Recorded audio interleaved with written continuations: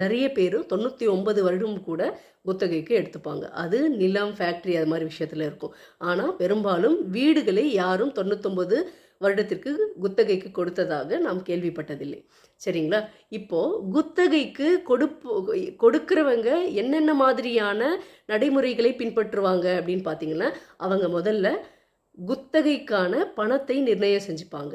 அதாவது 1 வருடத்திற்கு அல்லது 2 வருடத்திற்கு, 3 வருடத்திற்கு என ஒரு குறிப்பிட்ட காலத்தை குறிப்பிட்டு, அவங்களுக்கு மாச ரெண்ட் வரும் இல்லைங்களா? சப்போஸ் அவங்க அவங்களுடைய வீட்டுக்கு மாத வாடகை சிட்டி சைட்ல இருந்தா ரூ.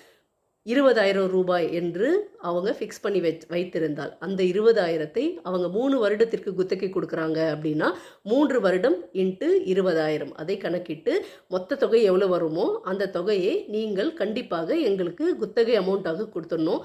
அதன் பிறகு தான் நாங்க குத்தகைக்கு வீடு விடுவோம் அப்படின்னு சொல்லுவாங்க. லீஸ்க்கு